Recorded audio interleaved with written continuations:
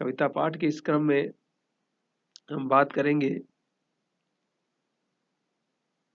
त्रिलोचन, जो हिंदी के बहुत ही महत्वपूर्ण कवि थे। प्रगतिशील कवियों में उनको याद करते हैं हम, और उनकी कविताएं लोक जीवन, ग्रामीण जीवन के तमाम बिंब प्रतीक हमारे सामने प्रस्तुत करती है।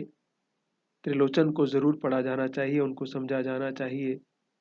उनकी कविता है, चंपा काले काले अक्षर नहीं चिन्हती। यानी जो चंपा है वो अनपढ़ है, और अनपढ़ की क्या मतलब, उसकी क्या, चाहे शब्द न पढ़ पाए लेकिन उसके अंदर कितनी अनुभूतियां हैं, कितनी कल्पनाएं हैं, वो जीवन को कितना गहराई से समझना चाहती है, जानना चाहती है। उसकी सोच क्या है, उसका चिंतन क्या है, उसका विचार क्या है। चंपा काले काले अक्षर नहीं चिन्हती, मैं जब पढ़ने लगता हूँ वह आ जाती है। खड़ी खड़ी चुपचाप सुना करती है, उसे बड़ा अचरज होता है। इन काले चिन्हों से कैसे ये सब स्वर निकला करते हैं। चंपा सुंदर की लड़की है, सुंदर ग्वाला है, गायें भैंसे रखता है। चंपा चौपायों को लेकर चरवाही करने जाती है।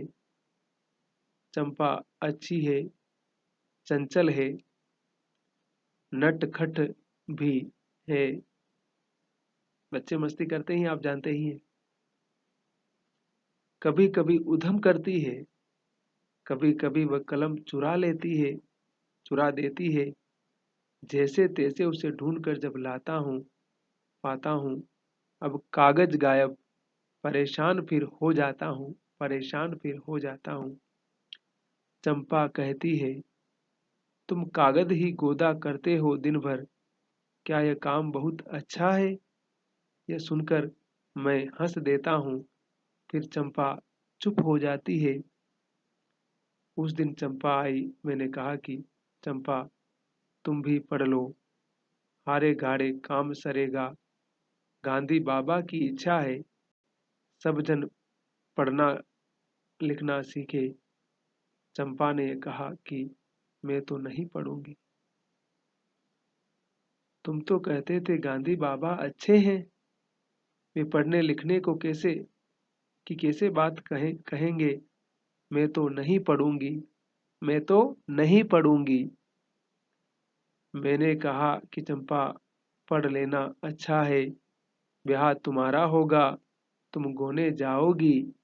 कुछ दिन बाद बालम संग साथ रह चला जाएगा जब कलकत्ता, बड़ी दूर है वह कलकत्ता।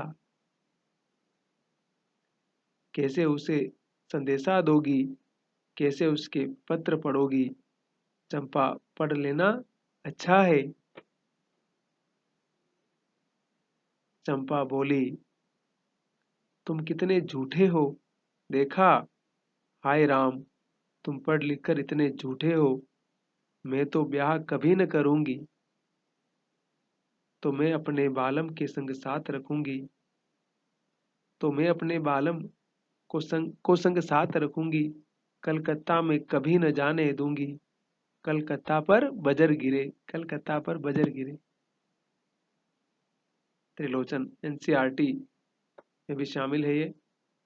तो इस कविता का मर्म आप समझेंगे तो शायद समझ में आएगा कि ना, कि त्रिलोचन क्या कह रहे हैं। उस बच्चे की मासूमियत, सहजता, कितने की वो सब जीवन से जैसे बाहर होती जा रही है। हम बड़ों की दुनिया में इतना सारा जंजाल फैल चुका है, हम इतने अधिक स्वार्थों के जंजाल में फंस चुके हैं कि हम जीवन की उस सहजता, उस सरलता को जैसे अपने जीवन से ही बाहर कर चुके हैं। त्रिलोचन का कमाल है।